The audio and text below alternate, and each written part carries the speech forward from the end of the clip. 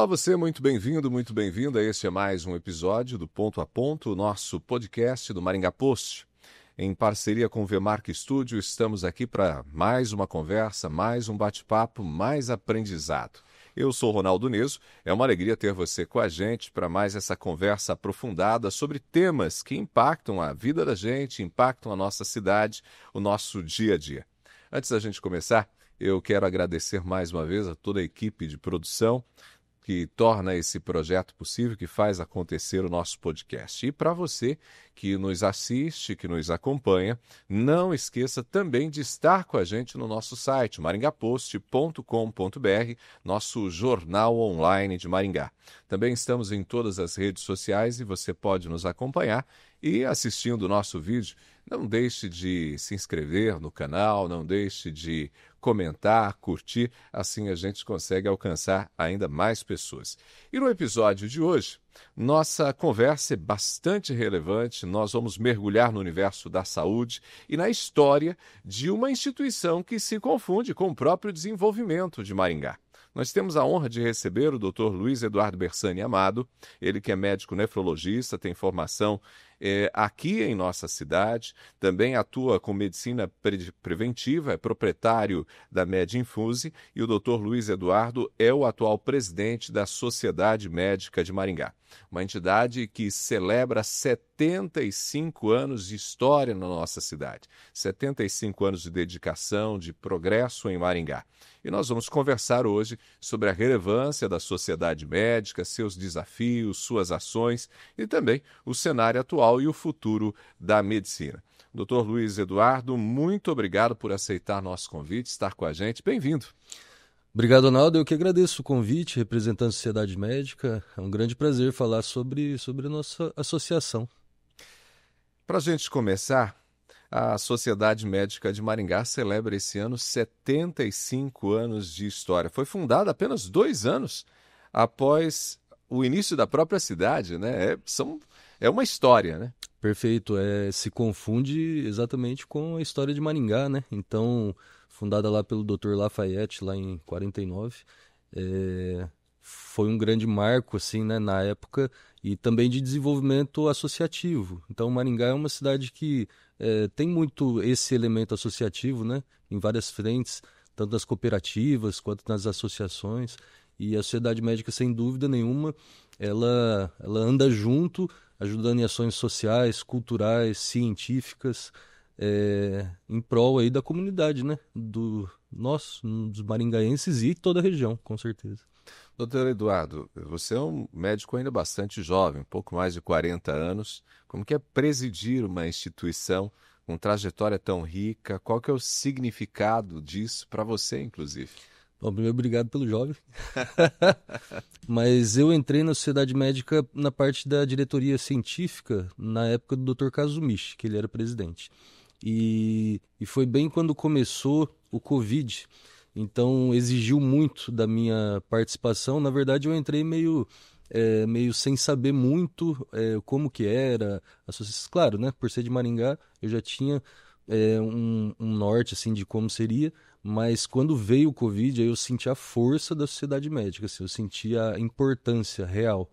Para mim, antes era mais um clube, né? A parte científica. Mas quando veio o Covid, eu lembro até, Ronaldo, um episódio de o prefeito, à época era Ulisses, né, convidar todo mundo que fazia parte lá na Sociedade Médica, que fazia parte da saúde, então, Secretaria de Saúde, 15ª Regional, HU, né, era a doutora Elizabeth que coordenava lá, e, enfim, todos na Sociedade Médica para... eu lembro que ele falou assim, ó, tô com a caneta na mão, fecha ou não fecha?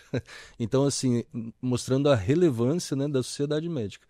Então, a partir de lá, aí eu fui para vice-presidência, na época do Dr. Lucas Savoia, e naturalmente daí eu assumi esse compromisso por já estar lá há mais tempo, já saber como funciona, e para mim é uma grande honra, né? Uma grande honra, e mesmo porque tem grandes médicos mais experientes que eu sempre estou pedindo conselhos, eu sempre estou em contato, então para mim é um grande aprendizado.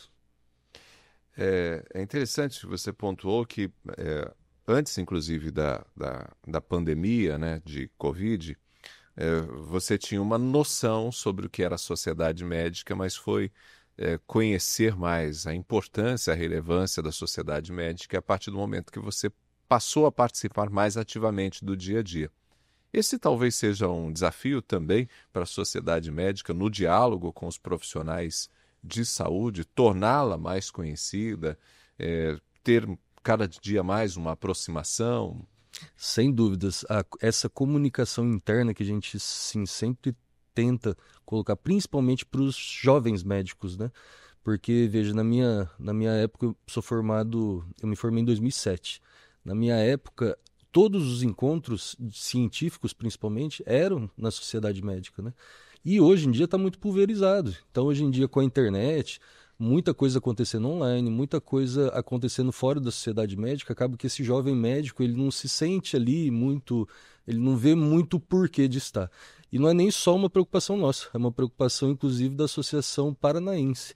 Então, eles, inclusive, tiveram aqui em Maringá para discutir exatamente esse tema, como mostrar a importância da sociedade médica de uma forma séria, de uma forma sempre muito respeitosa e muito conservadora, no sentido de toda a tradição, né? Mas como mostrar isso e passar para os jovens médicos, para que eles também se sintam parte, eles enxerguem isso que eu enxerguei quando eu entrei lá efetivamente, né? Então, sem sombra de dúvidas, é uma grande preocupação, sim. Hoje, quantos médicos participam? Em torno de 550 associados na região, se eu não me engano, nós temos em torno de 2.800 médicos registrados no CRM, né? E lá na Sociedade Médica, em torno de 550, 600, varia um pouquinho, mas é em torno disso. Então, nem todos os médicos que necessariamente estão registrados no Conselho Regional de Medicina fazem parte da Sociedade Médica? Não, a Associação Médica, você precisa, é como se fosse um clube mesmo, né? Então, você entra, paga lá uma mensalidade para fazer parte, né? Para usufruir daí da sede campestre, que daí é a parte mais esportiva, né? E também da parte da sede social, que daí tem a parte social, cultural e científica, né? Então, é como se fosse um grande clube que tem tanto o esporte quanto o aspecto social. É um pouco diferente da OAB, né? Que seria também o papel do CRM nosso. Então, a gente fica com a parte mais lúdica do negócio, mas tem toda essa importância, principalmente na área científica, quando determinados assuntos vêm à tona, né? Que daí a gente precisa juntar um grupo de especialistas para decidir, para definir. Então, essa parte aí que acho que é a grande força da sociedade médica. Então, a gente tem na sociedade médica todo esse aspecto também mais de entretenimento do médico, de ter um espaço, inclusive, em que ele possa conviver com a família, se divertir, é um pouco nisso também. Nisso também, e é uma grande, grande oportunidade, né? Eu vejo atualmente, claro que não sei se foi pensado isso lá, acho que foi também pensado isso lá atrás, mas dos médicos se conectarem, porque no dia a dia tem um médico que fica só no consultório, tem um médico que fica só em determinado hospital, tem o médico que fica só no plantão, ou só no HU, e acaba que não conhece os outros médicos, né? Então, um grande networking. Então, eu vejo lá, por exemplo, tem o futebol de segunda-feira que, puxa, vai gente de todas as especialidades. Os residentes participam, uma coisa importante também de a gente falar é que nós também estamos procurando trazer os alunos para dentro. Então, aluno quinto, sexto ano, mesmo do quarto, assim, né? Mas que já tem uma maturidade e principalmente os residentes, para que sirva de um espaço para eles conhecerem os médicos mais experientes, os médicos que já estão atuando. Às vezes muitas oportunidades de estágio surgem ali, porque é um network, é um grande network. Então tem o futebol, nós temos o beach tênis, que é bem forte também, que o pessoal é bem engajado, o tênis, que é bem bacana também, tem a escolinha de futebol das crianças, então para os filhos dos associados, que é bem forte, é bem legal também. Então tem toda essa parte esportiva que é fantástica para unir para um grande network. Eu vejo muita vantagem nisso daí. Isso é um ponto bastante relevante, né? Porque, de fato, hoje, em função até do nosso modelo de vida, todo mundo está muito envolvido com as suas coisas, com as suas preocupações, e a classe médica tem muitas lutas que são lutas comuns, né? Sim, com certeza. E quando você se junta, seja por um motivo esportivo, seja na parte científica, então através dos eventos que tem lá da parte científica, né, que junto, por exemplo, Congresso de Oftalmologia, que é bem forte, a doutora Edna Modin sempre está coordenando lá uns eventos bem bacanas. Então isso daí junta, e a partir do momento que você junta, começa a conversar, ideias surgem, negócios saem e às vezes soluções para problemas, né, que estão meio que estancados ali, que não vão para frente, às vezes surgem nessas reuniões. Então é muito positivo, muito positivo.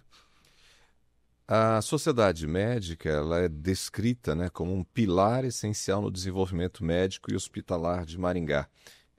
Me fala um pouquinho sobre esse trabalho para aprimoramento da classe médica, para a união da classe médica. Você já citou, inclusive, essa questão do networking, dessa proximidade, de desenvolver negócios. Então, me conta um pouquinho mais sobre essas iniciativas ao longo, inclusive, desses 75 anos. Exato. Antes, então, essa parte científica da sociedade médica, lá no início era muito forte. Não que hoje não seja, mas hoje, como eu disse, está um pouco pulverizado, né? Então, nós temos as escolas de medicina que fazem eventos locais, nós temos outras áreas para discutir parte científica.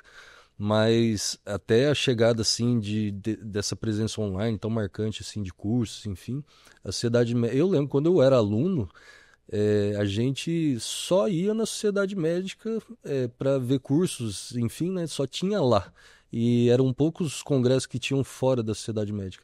Então marcou muito a parte científica, essa formação do médico, durante muito, muito, muito tempo. E hoje a gente procura fazer isso, às vezes, não localmente, não na sociedade médica, mas através da sociedade médica. Então, por exemplo, uma das coisas que a gente tem feito é procurar as ligas de medicina para que os associados possam dar uma aula. As ligas, explicar, né? Porque para a gente é natural, mas às vezes o pessoal não conhece.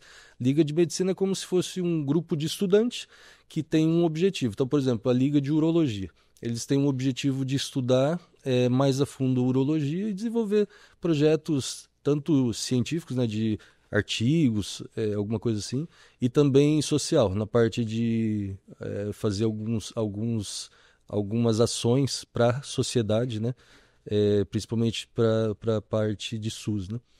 Então, enfim, aí a sociedade médica faz essa aproximação com as ligas. A gente fornece alguns médicos que às vezes nem estão na academia e daí eles ajudam de alguma forma, dando uma aula, orientando um artigo científico. Então, isso para a formação do médico e entra naquela também, né, de o jovem médico conhecer o médico mais experiente, porque para não perder os valores da medicina, hoje a gente entende que com a abertura de novas escolas, assim, a quantidade de médicos se formando, e às vezes isso escapa um pouco. E é um entendimento não só da nossa sociedade, mas também de toda a Associação Médica Paraná, nível também nacional, de cuidar que esses jovens médicos continuem os valores dos médicos antigos, né, que a gente trouxe até hoje. Claro que não negando a tecnologia, toda a modernidade, mas assim a formação do médico fica melhorada. Esse é um ponto que hoje tem ganhado visibilidade, né, inclusive na mídia, que é a preocupação com a formação médica. É um debate que a gente tem observado nos últimos anos, é que a gente teve muitas novas escolas de medicina sendo abertas e não necessariamente com uma estrutura adequada para a formação dos médicos. Quando você pontua que a própria sociedade médica tem hoje essa preocupação de manter os valores, a gente está falando de algo que tem incomodado de fato a classe médica, porque, digamos assim, o próprio exercício da medicina, ele, em função dessas mudanças que a gente tem observado ao longo desses últimos anos, esse exercício médico, esse exercício da profissão da medicina está um tanto em risco? Acredito assim, todas as especialidades aí não só na medicina, né, mas que abriram muitas vagas, né, nas escolas, é, tem necessariamente uma queda de qualidade. E isso que as associações tentam minimizar para que não surta o efeito lá na ponta, né? Lá no hospital, quando a gente passar mal, for para o hospital, não ter um médico com uma formação adequada para nos atender, né? Então, aconteceu em diversas especialidades já, né? Pô, direito é uma que eles têm a prova daí para poder exercer, é, odonto, fisioterapia. Então, várias especialidades já passaram pelo que a medicina está passando recentemente, né? De abertura de vagas. E o que a gente procura, assim, primeiro, né? É claro que a gente não tem um poder de fiscalização, não cabe à associação médica. Mas cuidar para que esse jovem médico entenda a importância, tudo. Então, isso daí a gente pode fazer através de ações, né? Agora, sem sombra de dúvidas, é uma preocupação, sim, a quantidade de escolas.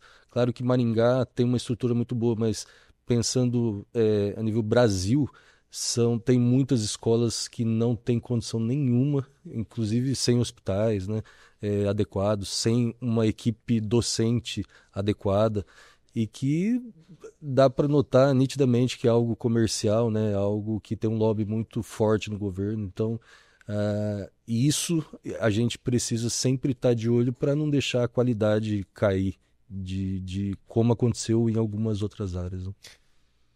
Quando a gente fala dessa preocupação com a qualidade, e você diz que a sociedade médica, por exemplo, não tem muito o que fazer no que diz respeito à pressão junto, talvez, ao governo, ou a impedir, né, que essa abertura de cursos ele aconteça, a gente acaba, então, tendo, digamos, aqueles médicos que já estão em atuação junto, né, organizados numa entidade como a sociedade médica, para tentar se aproximar desses novos formandos, tentar oferecer algum tipo de qualificação, ao mesmo tempo de fiscalização. É por aí o caminho? Isso, o CRM tem esse papel mais ativamente. Então, lá no CRM, eles são, né, eles têm essa função.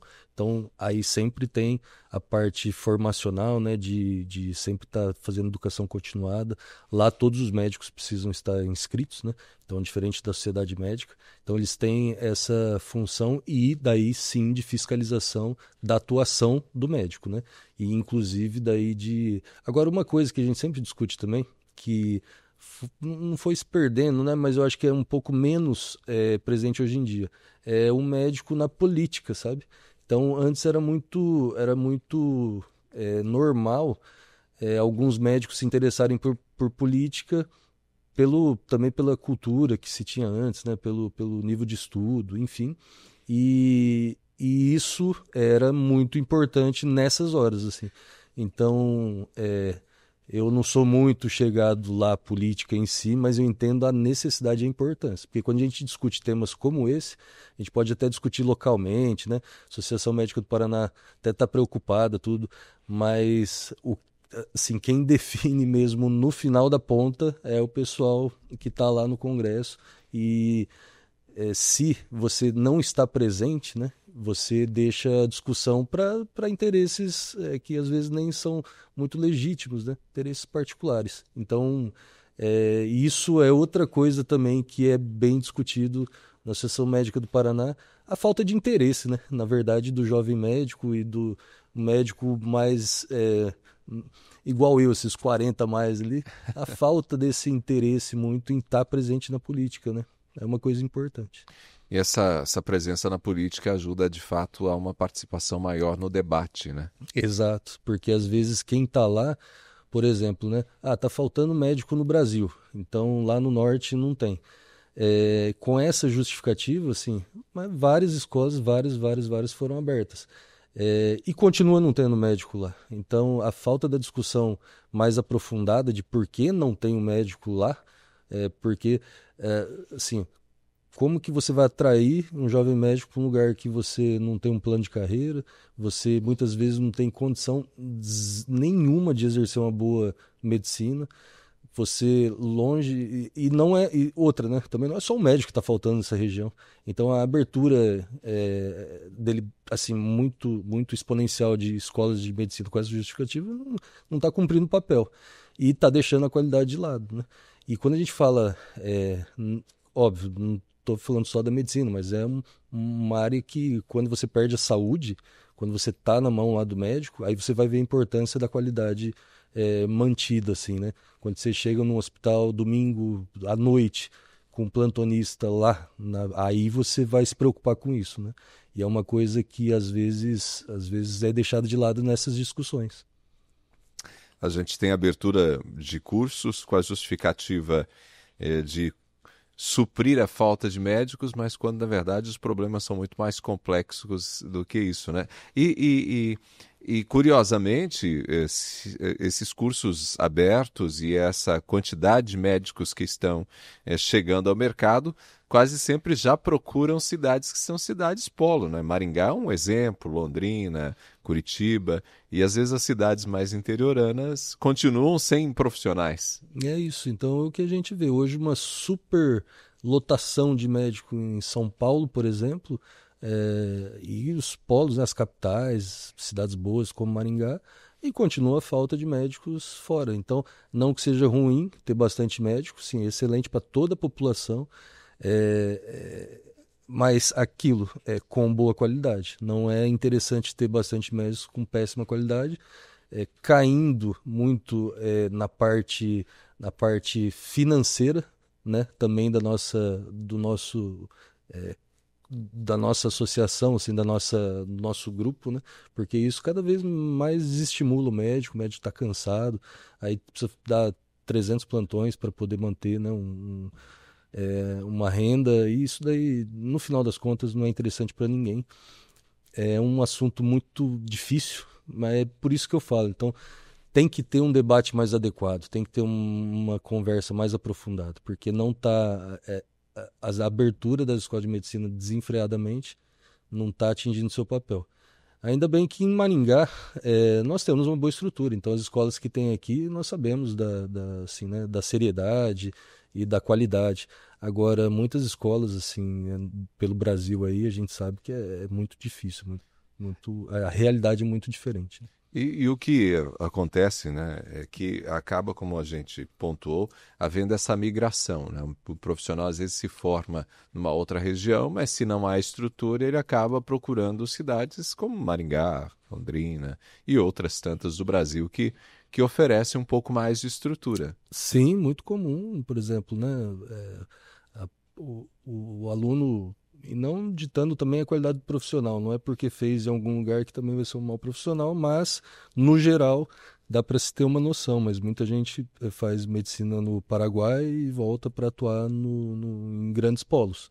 Então, é uma realidade, né? Claro que eu também atuo em Maringá, então a discussão, né, precisa ser outra, assim, precisa ser como atrair médicos bons para lugares que não tão adequados, né? Como é que faz, por exemplo, com um juiz? Como é que faz com algum servidor público normal, de polícia? Então é a mesma coisa para o médico, acho que não tem diferença, né? Muito bem. Esse mercado, de fato, é desafiador. E aí, para os recém-formados, inclusive, acaba havendo uma competição maior, né? Ah, sem sombra de dúvidas. Então, né, por exemplo, era muito comum, quando eu me formei, a gente pegar plantão, assim, tinha muito plantão para se fazer. Hoje em dia, por exemplo, né, em Maringá eu vejo uma grande dificuldade dos alunos em pegar plantão na região, assim. Então já é um reflexo que já está cheio, está começando, assim, está saturado. E aí também a importância do jovem médico entender a necessidade de uma residência médica, de uma especialização mais adequada e não, assim, hoje em dia, por exemplo, o médico se formar e ficar só médico, sem uma especialização, é um risco muito grande, porque a quantidade, né, de formandos que estão surgindo a cada ano é muito grande e você não tem residência para todos, então para quem ficar só como médico clínico geral, né, sem especialidade, vai ficar muito apertado. Assim, não cabe mais no mercado. Muito bem. A gente está falando aqui sobre esse desafio, né, no mercado, porque certamente são questões que vocês, na sociedade médica, acabam também conversando, debatendo, e a gente tem, junto a isso, em paralelo a isso, né, a chegada da inteligência artificial que está ocupando inúmeros espaços, o processo de automação. Hoje a gente nota que já tem gente que usa inteligência artificial até como psicólogo, embora não afete necessariamente a área de vocês, mas já existe essa preocupação que em algum momento possa haver algum tipo de interferência também da inteligência artificial no mercado médico, no mercado da medicina. Me fale um pouquinho sobre como que você tem analisado, observado todo esse cenário e até mesmo a classe médica, como que ela tem discutido esse assunto. Então, sempre que vem uma tecnologia nova, eu sempre gosto de contar a história do estetoscópio, para os médicos pararem de ouvir com o ouvido o pulmão do paciente, ele encostava assim, né? Foram mais de 10 anos para aceitar o estetoscópio, porque dizia-se que ia perder a proximidade com o paciente. Olha só que loucura. E aí veio, por exemplo, né, as consultas online, né, a telemedicina foi tão debatida assim, né? E acabou. No meu ponto de vista, assim, a tecnologia vem e vem com tudo, assim. Eu, por exemplo, uso inteligência artificial o dia inteiro, assim, né, na minha prática clínica. Então, aí algumas especialidades vão ser muito beneficiadas, outras especialidades vão ter que mudar um pouco como é atualmente, porque demonstrando que seja benéfico para o paciente, assim, mostrando que tenha melhora em algum aspecto de desfecho, seja clínico, seja laboratorial, se mostrar, vai integrar. Não tem o que a gente fazer. Antes a gente ficava discutindo, né, que não podia ter telemedicina. Hoje em dia, assim, não existe isso. Vai ter. É só ver como que isso vai se apresentar nas diversas especialidades, porque daí tem assim vários tipos de formatos para se usar a inteligência artificial, mas é algo que não dá nem para predizer o quanto que vai mudar, quanto que vai surgir de novas oportunidades. Eu vejo sempre por esse lado, assim.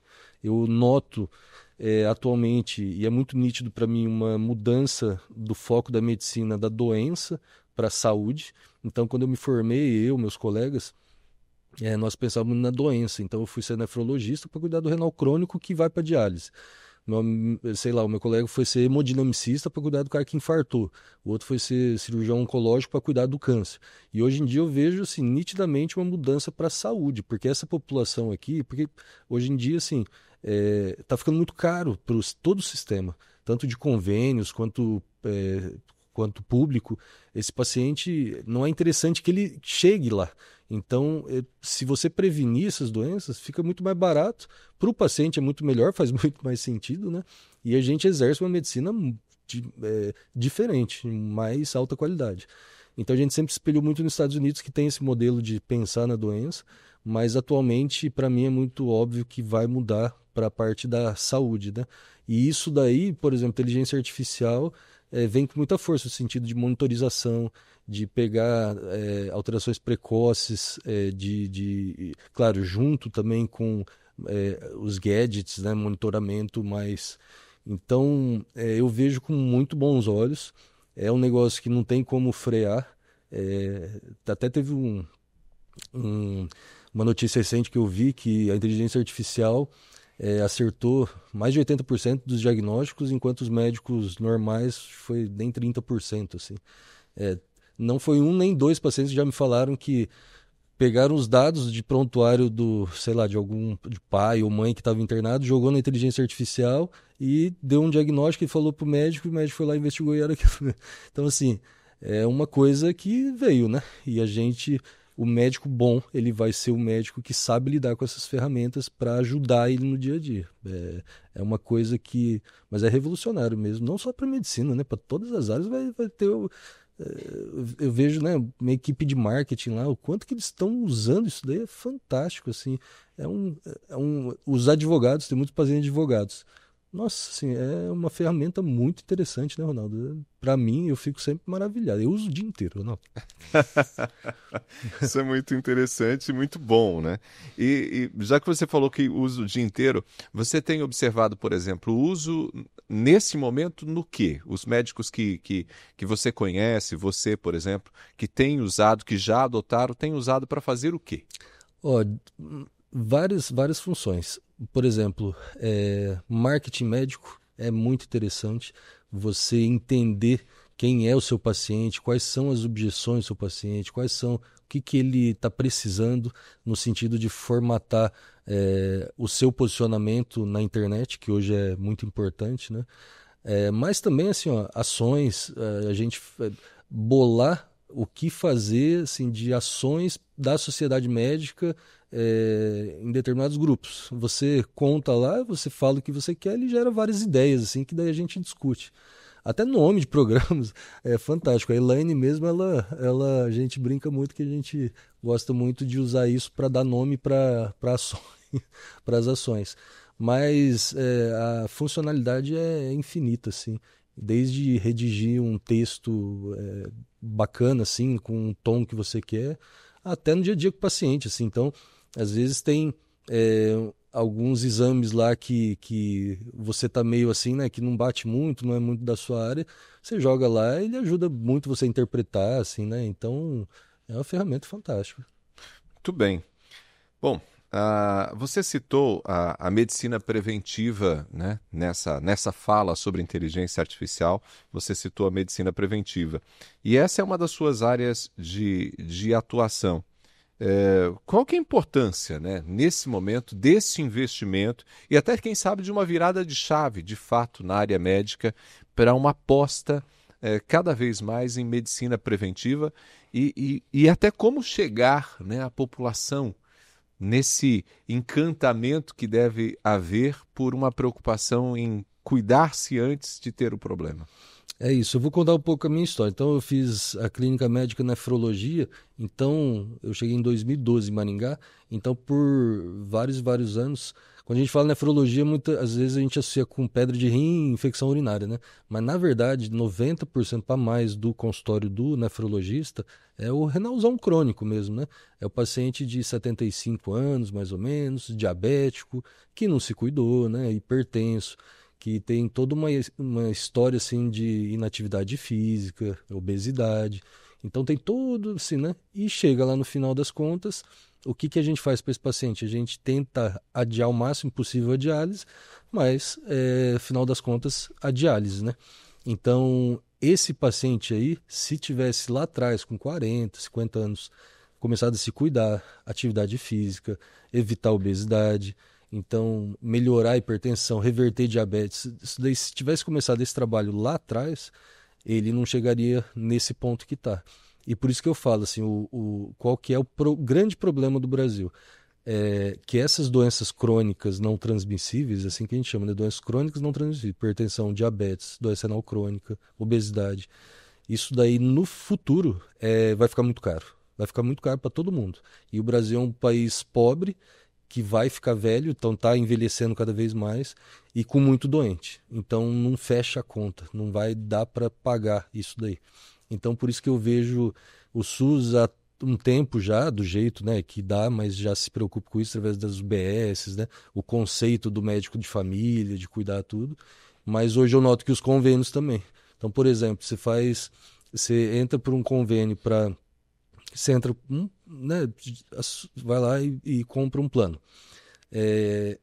Seria muito natural esse convênio te chamar para fazer uma consulta, ele cobrar que você vá às consultas, sei lá, anual, para verificar como é que está a saúde. Ele tem um papel mais ativo na prevenção para não deixar chegar lá na frente e, pô, passou um câncer de mama que não viu porque o paciente não foi consultar. Então, isso sai caro, né? Então, por isso que eu falo que cada vez mais tá vindo para esse lado da prevenção. E eu comecei a enxergar isso, comecei assim, né? Eu gosto muito da nefrologia, gosto muito, assim, porque é muito rico, né? Então, é um paciente muito complexo. E a gente, clínico, a gente gosta de estudar, então é muito complexo. mas quando eu comecei a estudar medicina do estilo de vida, lá em 2018, 2019, que é um conceito novo, que começou lá em Harvard e veio para o Brasil, eu acho que participei da segunda turma do Einstein sobre isso. Aí eu comecei a ver, assim, então tem os pilares de dieta, exercício, sono, redução de estresse, redução de álcool e tabaco, espiritualidade. São esses pilares da medicina do estilo de vida. E isso daí como uma forma de prevenção. Então, para mim fez muito sentido. Daí eu quis trabalhar também nessa área de prevenção. Então hoje tem a Clínica Med Infusa, ela atua justamente nessa parte de prevenção, principalmente, daí eu enxergo assim, né, a obesidade como grande causa de todas as doenças crônicas não transmissíveis, assim.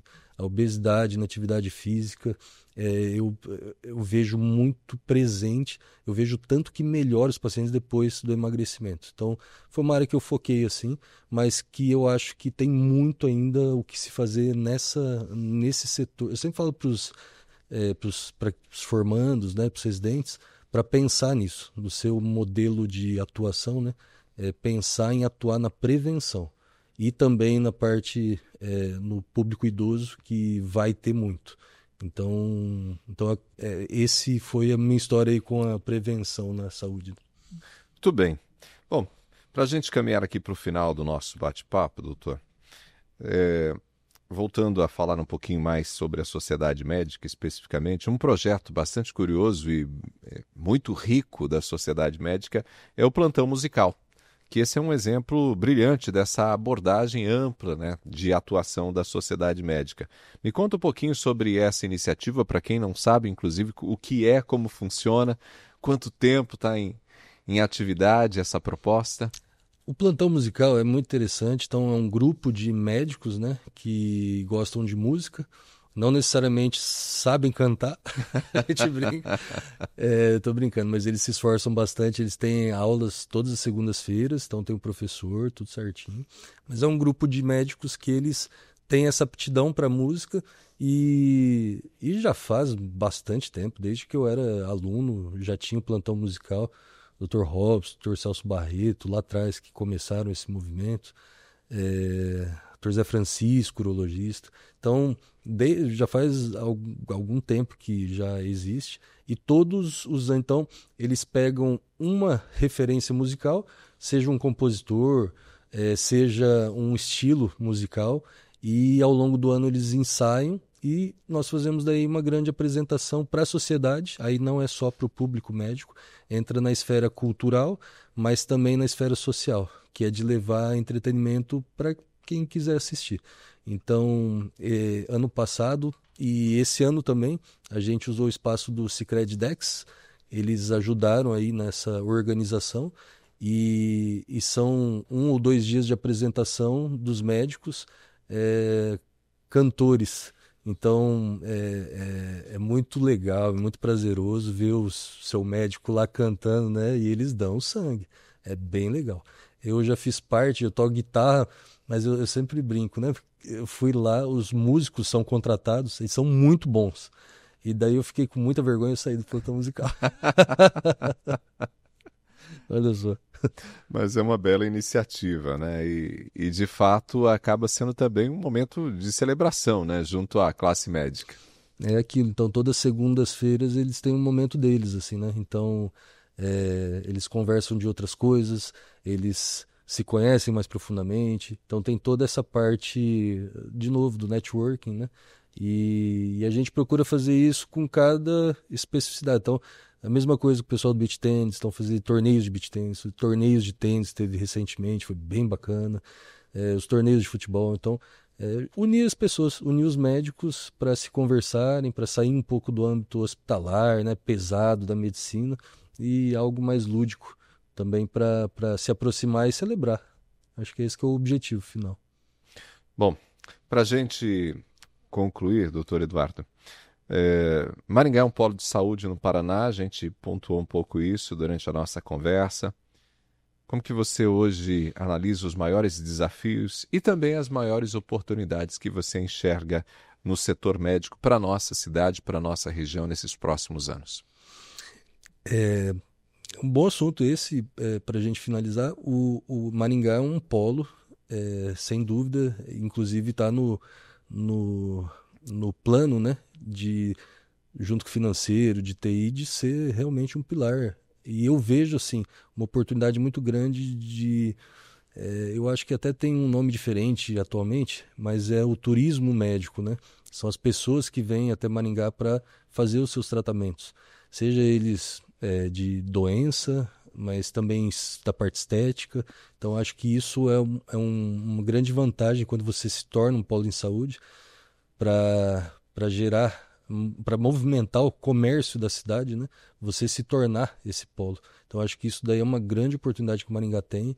Pensando nisso, né, a Sociedade Médica, junto com o Sebrae, o CODEM e também a parte pública, né, criou um movimento que chama Hub de Saúde, que é um movimento fantástico, que a intenção do Hub é gerar negócio. Então, não é só para médicos, é para todo mundo que mexe com saúde, desde da fábrica até as academias, até o pessoal de startup que está pensando em saúde. Então, a função desse grupo é se unir e gerar negócios em saúde, assim, tendo esses fundadores que estão preocupados com a saúde de Maringá, que são os grandes decisores, né? Que são Sebrae, CODEM e Sociedade Médica. Então, eu vejo muita oportunidade surgindo. É claro que tem muito médico também, às vezes os médicos ficam preocupados, né? Mas será que vai ter espaço, tudo?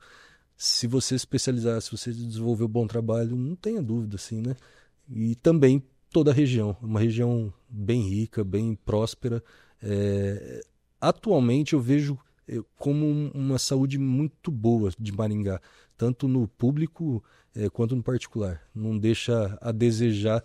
E o que às vezes demora um pouquinho para chegar, mas chega, por exemplo, a cirurgia robótica, né, que agora chegou, mas não tá distante dos grandes centros, não. É muito profícuo, acho que eu vejo com bons olhos. Tudo bem. Doutor, muito obrigado por ter vindo até aqui, tirado um pouquinho do seu tempo na agenda para dedicar para a gente, para essa conversa, para esse bom bate-papo. Foi uma honra. Obrigado, a honra toda minha, Ronaldo. Obrigado e obrigado pelas perguntas. Excelente entrevista, gostei muito. Obrigado. Obrigado. Nós conversamos hoje com o Dr. Luiz Eduardo Bersani Amado, ele que é o presidente da Sociedade Médica de Maringá, nos trouxe uma visão bem ampla, né, sobre esses 75 anos de dedicação, de progresso dessa importante instituição. A gente falou aqui, além, né, do trabalho da Sociedade Médica, a gente falou sobre a formação do médico, sobre o mercado de trabalho, sobre os desafios, sobre inteligência artificial, sobre medicina preventiva. Foi uma conversa muito boa e eu agradeço você que nos acompanhou.